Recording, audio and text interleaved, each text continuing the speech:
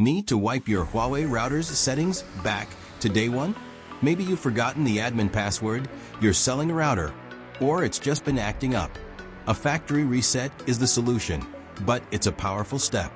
Let's walk through exactly how and why you do it. Let's get started.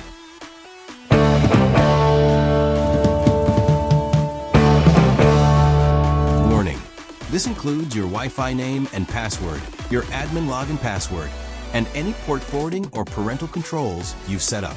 After the reset, you will have to set up your internet connection from scratch, just like when you first got it. So, please, only do this if you're sure. Step 1. Find Reset button. Locate a small pinhole or Reset button.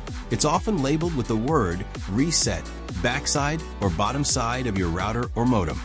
Step 2. Perform factory reset.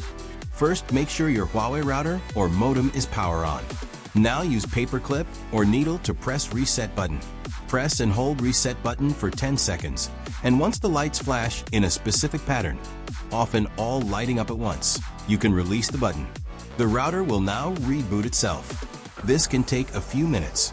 Do not unplug it. Now, your router is back to its factory settings. To reconnect, you'll need to find the default wireless information. Look for a sticker on the bottom or back of the router. And that's it. Your Huawei router has been successfully reset. It's a fresh start. Remember, you'll need to reconfigure your internet connection, so have your ISP login details handy if they are required. If you found this video helpful, don't forget to like, share, and subscribe channel to get more tech guides. Thanks for watching.